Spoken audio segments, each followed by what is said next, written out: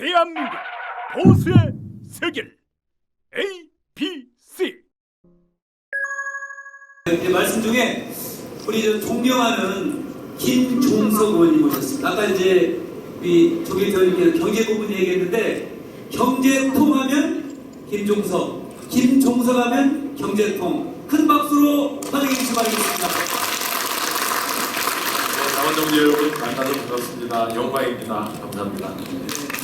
의원님이 아마 방송을 통해서도 많이 나왔고요. 우리 이제 당내에서는 또 의원님 하면 이제 경제고 또 여러 가지 경제적인 자문도 많이 해주시고 양력을 좀 소개한다면 의원님께서는 이제 미국의 프린스턴 대학교에 이제 경제학 박사시고 KDI에서 연구위원도 하시고 홍익대 교수를 이제 오래 하셨습니다. 그리고 우리 당의 여의도 연구원의 원장도 하셨고 또 이제 아마 대학생들에게는 경제학 원론인 맨큐 경제학이라는 그 책을 이제 번역을 해서 그 인기리에 절찬에 학생들 공부 학생들 여러분들 아마 아들들은 알 겁니다. 김정도 그런 면에서 우리 당의 큰 보위이십니다. 그래서 우리 의원님을 모시고 이제 경제에 관한 얘기를 좀 나눠볼까 합니다. 의원님 네. 모시는데 불편하지 않습니까? 아닙니다. 여기 참 잘해놨네요. 이건 이제 구로 구민회고 이제 네, 그런 것 같아요. 예, 우리 이제 구로동 하면 어떤 이미지 계실까요?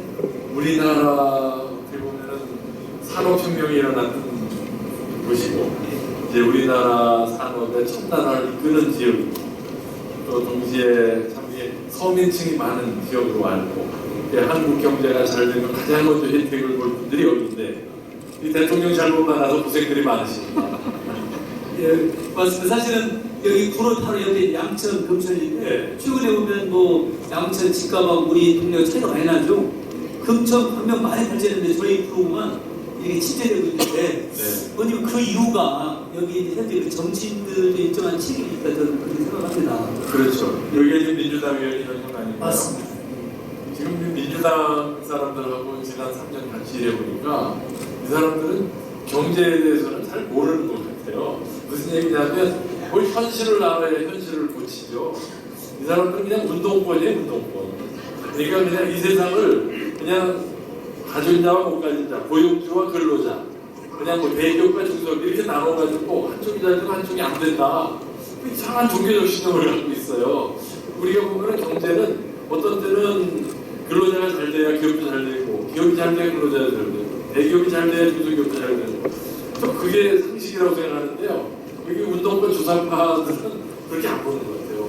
완전히 심지어는 편의점 주인도 알바 학생을 착취하는 자본가인데 이렇게 보니까 최저임금을 이렇게 올려놓고 또 미안한 기색이 없어요. 그러니까 좀 보시는 바와 같습니다. 우리 기자님. 네. 아까 이쪽은 주사파 이렇게 해가지고 제가 주사파라고 했었는데요. 네, 전 주사파 아니고요. 일단은 이제 간단하게 질문을 드리자면 어쨌든 지금 경제 정책에 대해서 워낙에 많은 부분을 알고 계시니까요. 뭐 소득주도, 성장도 정말 교과서에도 없는 걸 해가지고 지금 정말 대한민국 실험판을 만들지 않습니까? 대한민국 실험지 취급하듯이 이렇게 정책을 해서 지금 부작용이 아주 막심한 상황이고 주 52시간제도 같은 경우는 이제 보다 지금 범위를 확대하겠다고 하고 있는데 만약 그렇게 되면은 일을 더 하고 싶어도 일을 더하는 게 불법이 되는 그런 어처구니없이 세상에 오고 있단 말이에요. 그래서 이런 부분에는 이제 지적을 좀 해주시면 좋을 것 같고 그렇다면 또 자유한국당 내에서도 이런 거에 대한 대책이 또 있지 않겠습니까? 뭐 이제 가령 징비록이라고 해가지고 발간을 해서 이제 문재인 정부가 어떤 부분에서 지금 잘못을 하고 있지에 대한 그런 것을 발간한 바도 있고 또 최근에 2020 경제 대전환위원회라는 걸 또 만들었단 말이에요. 또 거기서 아마 또 역할을 해주신 걸로 알고 있는데 어떻게 그러니까 이제 딱 주감입니다. 문재인 정부의 경제 정책의 문제점, 결정적인 문제점 그리고 이것에 대해서 자유한국당은 어떤 비전을 갖고 해야 하는지. 예, 사실 오늘 그 말씀 드리러 왔어요. 예, 사실은 이 경제가 왜 경제가 그러니까 어렵다는 거에 대해서 이제 논란이 여지가 없어요. 그건 민주당이나 청와대도 인정하는 거고 왜 그러냐에 대해서는 이제 역시 내가 말씀드린 대로 지금 대통령이나 집권당은 경제를 잘 모르니까 설명을 해줘도 이해를 못해요. 그래서 제가 왜 한국 경제가 안 풀리는지 어려운지 뭐 요점만 말씀드리면 소득주도 성장이라는 이 괴별이죠. 말하자면 지금 한국 경제가 병이 들었는데 고치려면 그래도 종합병원이나 의과대학에서 제대로 배운 의사한테 가야 되는 거 아니에요? 여러분들 괜찮으시면 어디 뭐 저기 빵집에 가시는 거 아니잖아요. 편찮으신다고 해서 무당한테 이러면 안 되잖아요. 그래서 종합병원이나 대학병원에 가셔야 되잖아요. 왜냐하면 제대로 배운 사람한테 고쳐야 되는데 이 사람들은 제가 볼 때 저는 이제 솔직히 제대로 배운 경제 전문가라고 생각을 합니다. 말하자면 대학병원 의사라고 생각을 하는데 대학병원 의사가 다 병 고치는 건 아니잖아요. 병이라는 게 참 복잡하고 희한하고 또 새로운 병도 생기고 왜냐면 한국 경제가 병이 드는 건 분명한데 지금 제대로 배운 전문의가 와도 이게 쉽지 않은 난치병인데 지금 이상한 소득주도 성장이라는 이 무당의 요설 같은 걸 들고 와가지고 그나마 지금 중병 걸린 사람을 더 빨리 악화시키고 있어요. 지금 한국 경제의 문제는요, 기본적으로 생산력이 떨어진 거예요. 여러분들 우리가 왜 일사분기에 마이너스 성장이라고 하잖아요. 마이너스 성장이라는 게 GDP라는 거예요. 국내 총생산, 국내 총생산. 그게 교과서에 보면은 우리 국민들이 1년 동안 만든 물건이나 서비스의 총합이거든요. 그게 한 1,800조 됩니다. 그게 이제 세계 11위권의 규모인 거죠.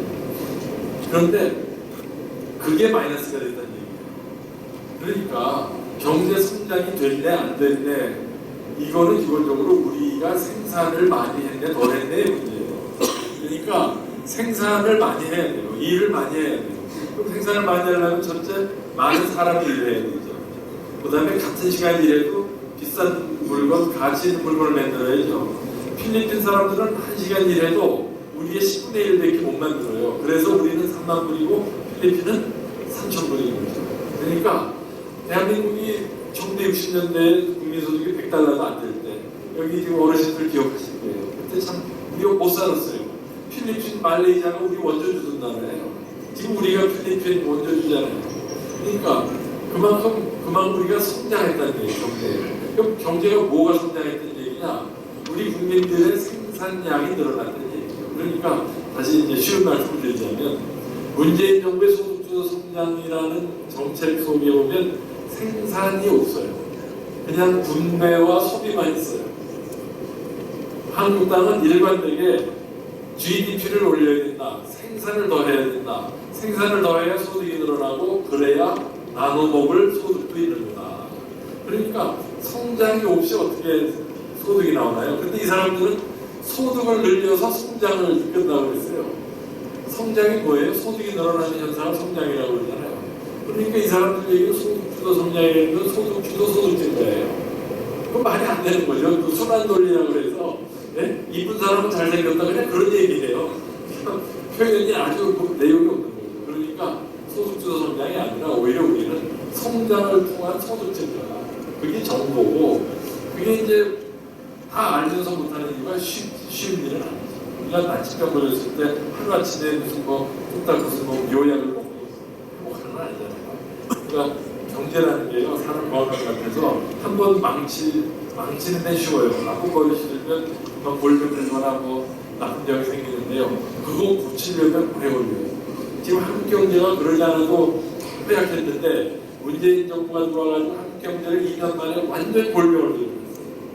이거 2년 만에 회복 어려워요.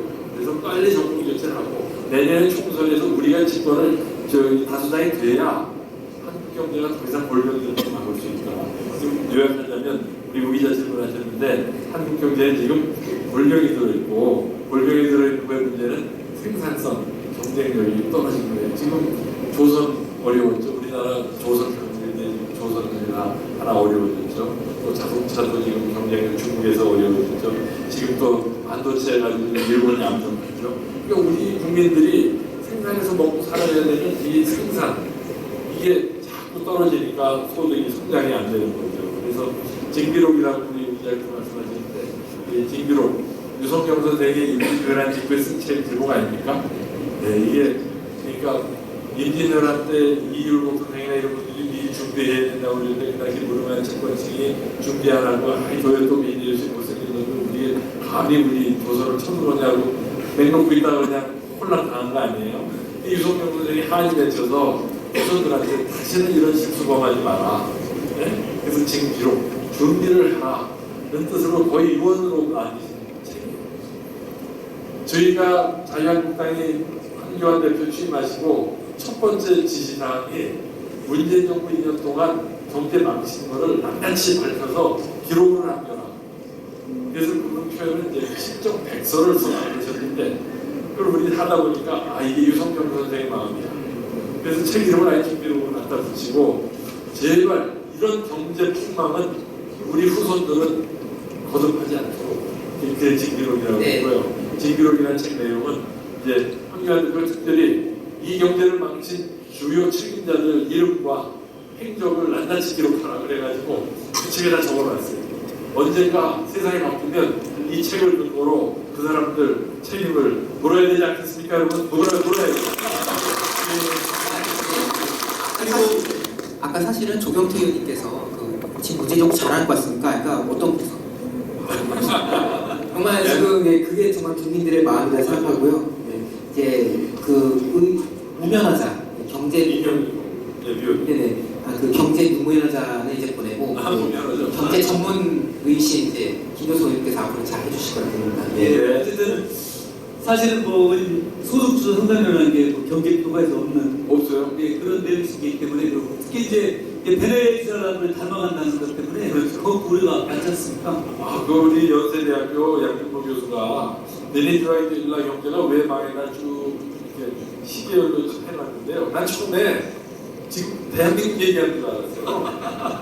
정말 기업인들 옥죄고 규제 강화하고 전부적인 사회적 경제라고 해서 그냥 많이 퍼뜨리고 그 민간 재산 압수하고 세금 올리고 제일 올라온 게 뭔지 아세요? 깜짝 놀랐어요. 연동형 비례대를. 네, 베네수엘라. 그러니까 이 사람들은 정말 베네수엘라 유학 갔다 온 사람들 같아요. 네, 정말 걱정입니다. 이대로 더 가면 문재인 정부 3년 더 놔두면 대한민국 베네수엘라로 갑니다. 문제는 우리가 아니라 우리 애들.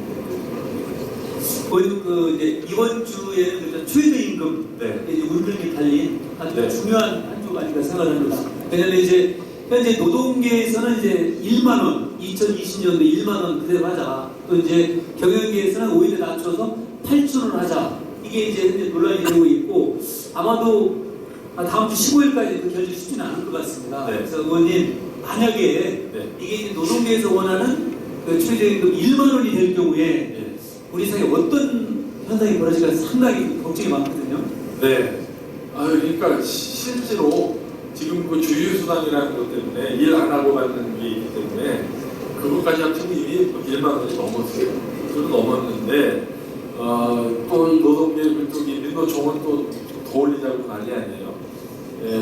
그런데 심지어 민주당 내에서도 이제 너무했다. 최저임금 동결하자 뭐 이렇게 얘기하고 있는데요. 최저임금을 올리면 우선 여기서 지금 자영 사업하시는 분들도 계시겠지만 사람 쓰는 값이 비싸지잖아요. 그러면 대체로 사람을 덜 쓰게 되죠. 이게 첫 번째일 거예요. 그래서 사람 고용을 줄이게 되죠. 근데 대개 누가 고용이 그러면 이렇게 되나요? 최저임금 받던 사람 중에 누군가가 일자리를 있잖아요. 그게 바로 우리 사회의 제일 취약계층이라고요. 그러니까 지금 2년 동안 최저임금을 무려 20%를 올렸는데 가장 피해를 본 사람들이 비숙련 저임금 근로자죠.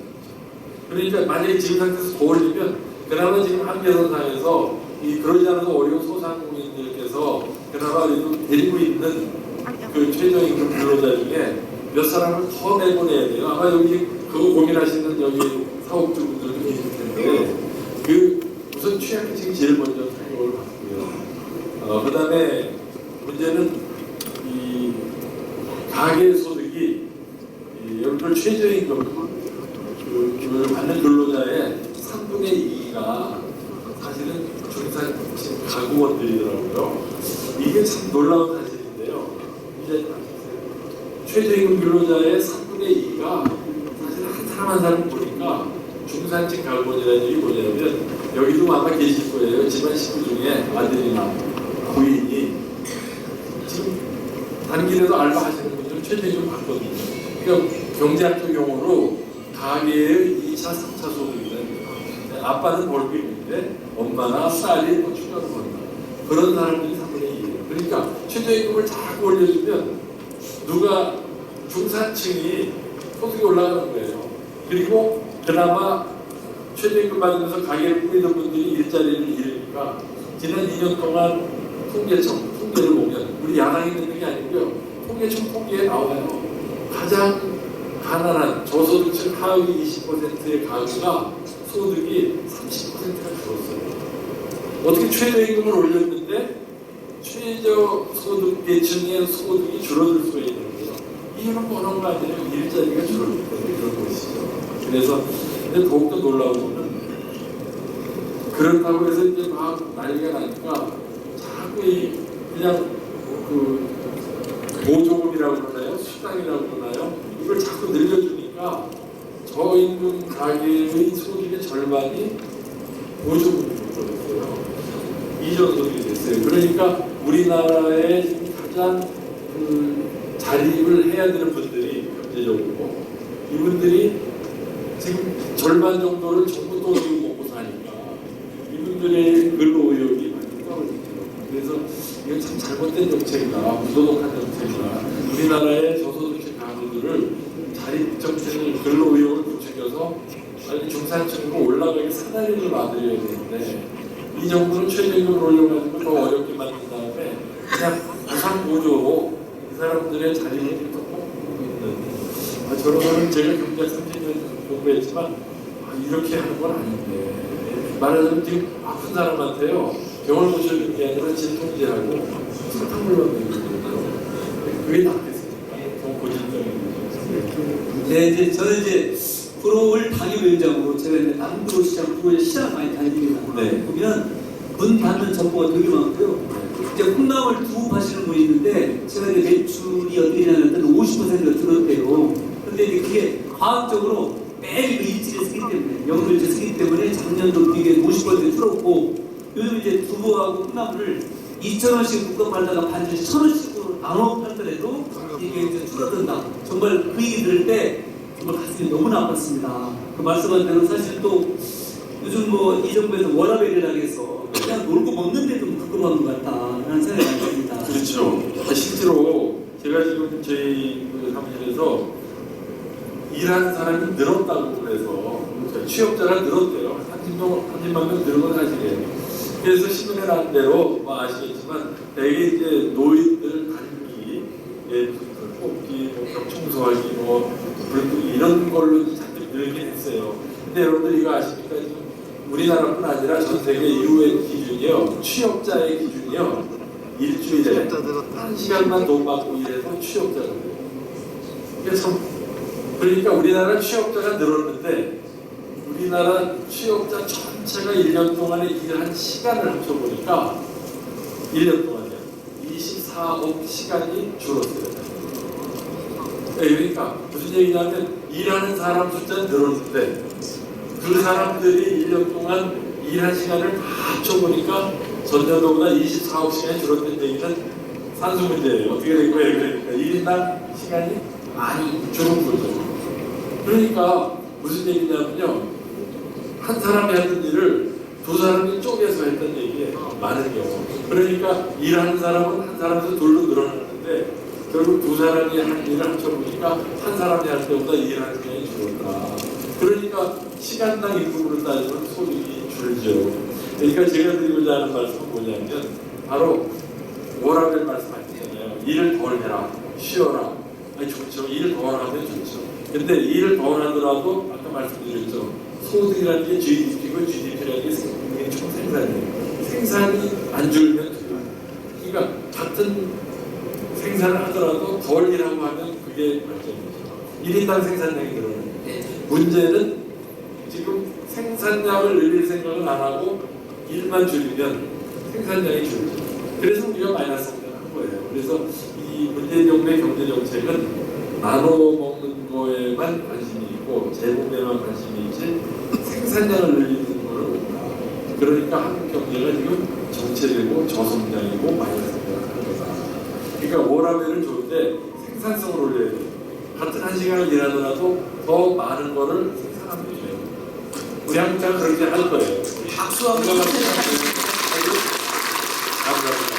아니 시골 농민도 알아요. 더 먹고 싶으면 더 만들어야 되는 거 아니에요? 근데 무슨 마술인지 모르겠어요. 더 만들지 말고 놀아라. 그럼 굶어야죠. 그 사람들은 정말 무슨 무당도 아니고 사교 집단도 아니고 이해가. 그러니까 이제 뭐 저녁은 있는데 저녁밥이 없는 삶을 하지 않겠습니까? 정말 생산성이 담보되지 않는 그 일자 그 시간의 감소는 결국 말 그대로 경기 침체로 간다는 이제 그 간단한 말씀을 아주 세세하게 이제 설명해 주신 거고요. 제발 좀 보려고 했어요. 제비뽑기 이제 하나 좀 보여주시고 있습니다. 예. 쉬운 거 나와요. 질문 듣답니다. 자, 간단한 질문이니까요. 답변도 간단하게 해주시면 될 것 우리 같습니다. 남원 동지들이 질문 쓰셨다고 그죠? 안 간단한데. 긴데요. 자, 그냥 제가 그냥 읽어드릴게요. 구로구 자체가 워낙 그 민주당세가 아주 강한 뭐 좌파들의 약간 천국 같은 곳이다. 그래서 민주당 출신의 구청장이 지금 연속해서 3번 지금 당선됐었고, 또 민주당 출신 국회의원이 내일 4번, 제가 누구라고 말은 안 하겠습니다만, 하여튼 그분이 4번 당선된 곳이지 않습니까?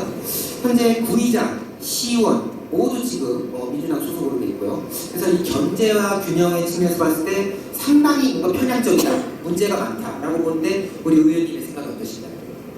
그렇군요. 지금 이 구로구의 지역 정치가 상당히 편향돼 있습니다. 네.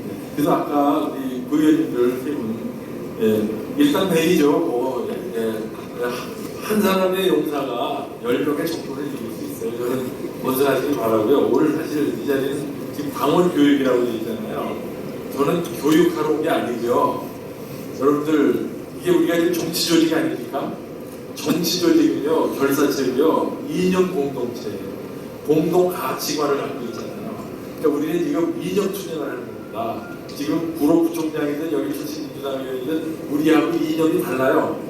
그러니까 우리 똘똘 뭉쳐서 가치 투쟁, 이념 투쟁을 하자고 해요. 저 사람들은 지금 우리하고 세계관, 역사관이 달라요. 대한민국을 창피한 나라로 생각하고 오히려 미국보다 북한이 더 좋은 나라라고 생각하는 우리하고 전혀 그 세계관이 다르고요. 경제만도 말씀드린 대로 다르고요. 그래서 우리 동지 여러분들, 우리 대한민국을 지키기 위해서 이념적으로 가치관으로 같은 가치관으로 우리 강 위원장님을 중심으로 똘똘 뭉쳐서 내년 4월 멀지 않았습니다. 우리 이뤄냅시다. 우리 여기를 모여서 대선에서 이기고 구청장 가죠. 뭐 그 사람 너무 오래 하지 않았어요. 바로 이념 투쟁하는 겁니다. 예, 아이고 또똑 집어주셔서 잘 말씀해 주시고, 저는 사실은 구로가 험지로 이렇게 연명이 됐습니다만, 네, 알겠습니다. 빨리 이제 구로를 재탈환하는데 제가 이제 최선을 다하겠습니다. 원래 군인 출신이세요. 고지 정면 꼭 하겠습니다. 정말 보면 볼수록 매력 있는 의원님이 아니신가 생각하고, 현재 아시겠지만은 우리 당에서 영입한 그런 비례대표 의원님이시거든요. 다음에 내년에도 꼭 제가 좀 입성해서 모시고 싶은 그런 의원님이신데. 고마운 말씀인데 오히려 당원 여러분, 우리 강 위원장님을 큰 정치인으로 좀 키워주세요. 그래서 우리나라를 제대로 잡는데 앞장서시도록 해주시면 저는 강 위원님 뒤따라가면서 일 좀 할게요. 그렇게 해주시겠어요? 저 질문 중 하나가, 네. 마지막 질문이겠습니다만, 이제 일본 그 수출 규제 문제 있지 않습니까? 네. 그러면 다른 얘기를 좀 제하고, 현재 우리나라에서 WTO에 제소한다고 하는데, 네. 과연 그게 효과가 있을까라는 것에 대해서 좀 정확하게 우리 유권자 여러분들 말씀 좀 해주시죠. 네. WTO라는 게 이제 국제 무역 분쟁 기구죠. 그래서 이제 억울한 일을 당한 나라가 있으면 가서 무역 분쟁을 이제 해결하는 재판소인데, 여러분 재판해 보신 분들 보통 몇 년 걸리나요? 대법원까지 가는데 3, 4년 걸립니다. 다른 경우도 보면. 그래서 일본이 우리나라가 후쿠시마 사태 후에 우리나라가 일본 후쿠시마산 수산물 못 받겠다 그랬거든요. 우리가 당연한 것이고 방사능 오염됐을 수도 있는 어물을 우리가 왜 일본에서 수입합니까? 그래서 일본이 우리를 고소했어요, WTO에. 그래서 3년 끌어가지고 우리가 이겼어요. WTO가 대한민국 말이 맞다 그래버린 거거든요. 그래서 아마 문정부는 이제 그 재미를 본 모양인데, 지금 이 반도체는요, 지금 우리가 일본에서 수입하는 이 소재 재고가 석달입니다, 석달. 지금 3년 기다릴 수가 없어요. 지금 이걸 WTO를 가져가겠다는 사람들 지금 얼마 전 사람들입니다. 지금 아직 수명이 3달 남은 사람한테 3년 후 얘기를 하는 거예요. 오죽하면은 지금 그 회장이 건너갔겠어요. 그 회장이 건너갔겠어요. 그래서 WTO로 가는 거는 우리 억울한 심정을 얘기하는 건 좋지만 그거는 해답이 아니고요. 이거는요, 우리 동지 여러분 다 아시죠? 문재인 정부가 괜히 박근혜 정부 때 한일 간에 맺은 합의 그거 인정할 수 없다고 털다가 일본 사람들이 어떻게 니네는 정권이 바뀌었다고 국가 간에 약속을 주시냐 이래가지고 이제 저 사람들이 삐진 거거든요. 아예 우리야 대법원이 이렇게 판결했으니까 또 그런 걸 또 일본 사람들이 이해해주면 될 일을 속적인 일본 사람들이 또 그렇게 나오니까 이걸 국가 간의 외교 문제를 풀어야죠. 그러라고 우리가 외교부 장관 월급 주고 공만 주고 대통령 월급 주고 그러는 거 아니에요? 괜히 뭐 중동이나 중앙아시아나 뭐 이렇게 경치 좋은 데로 다니시지 말고 빨리 아베 만나란 말이에요. 아베 만나서 괜히 우리 저 기업들 살려야 되는 거 아니에요? 괜히 저 스위스에 WTO에 말도 안 되는 고소를 하고 참 무능한 정부예요. 큰일 났습니다. 네, 그리고 하여튼 너무 명쾌하게 얘기해 주시고요. 네. 말씀 중에 우리 전국일 또 회장님도 고모님도 와 계시고 이강철 고모님, 서경봉 고모님들 많이 친밀수님도 좀 많이 신경해 주시는데 끝까지 잘 지켜주시고요. 어쨌든 의원님 벌써 이제 우리 열차가 또 30분이 훌쩍 지나갔습니다. 아 그래요? 난 드릴 말씀은 많은데 그래서 네. 드릴 말씀은 의원님께는 30초 드리겠습니다. 그래서 우리 이제 경제 문제점을 잘 이해를 했습니다만은 말씀 못하신 거 정리해서 말씀해 주시죠. 저는 진짜 드리고 싶은 말씀은 우리 강효신 위원장님 정말 군인이시고 그리고 또 안보 국방 전문가시고 지금 같은 우리나라 상황에서 이런 분이 필요하지 않습니까?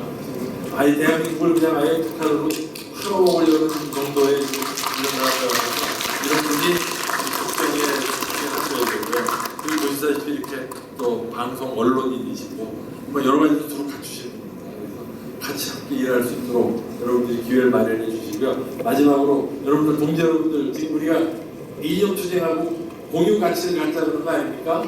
예, 우리의 공유 가치 자유한국당으로 뭘 하자는 거냐? 민주당을 반대만 하는 게 아니에요. 아까 앞에서 우리 말씀하신 대로 대한민국의 경제 발전을 이룬 정당은 바로 우리 당이 집권했을 때 7, 80년대에 고도 성장을 하지 않았습니까? 자유한국당이야말로 대한민국 경제 발전의 DNA를 물려받은 대한민국 선진화의 우리가 적장자입니다. 그래서 정말 경제가 어려울 때 바로 자유한국당이 경제 문제를 해결할 수 있고 우리는 바로 국민들이 이렇게 싸우지 않고 좌파우파 싸우지 말고 합심해서 우리 월드컵 때 올림픽 때 단결해가지고 앞으로 나갔던 신바람도 나와 역동성 있는 국민 아니에요? 이렇게 훌륭한 국민을 편가르기를 하고 과거 뒤집기를 해가지고 국민끼리 갈등하게 하고 정말 나쁜 정부예요. 정말 나쁜 정부예요. 우리 국민들은요 단결하면 불 속에도 뛰어들 수 있는 신바람을 갖고 있는 국민들이거든요. 우리 자유한국당이 바로 그걸 하기 때문에 국민들 단합시켜서 우리 월드컵 때처럼 올림픽 주재했을 때처럼 미래를 보고 단결해서 앞으로 나가자. 여러분들 직장에서 동네에서 민주당 지지자들 좌파 만나시거든요. 니들은 바로 그런 게 잘못된 거다. 오늘 보셨죠? 그래서 바로 우리 한국당 이런 걸 비전을 갖고 있다라고 설파하시죠. 여러분들은 동네에서 직장에서 다 리더시고 여론 선도층 아니세요? 그래서 우리 강효식 위원장님도 띄워드리고 자유한국당은 이런 당이라는 걸 좀 설파해서 우리 내년 4월에 구호를 꼭 탈환하도록 우리 당원 여러분들 단결합시다. 고맙습니다. 대단히 감사합니다.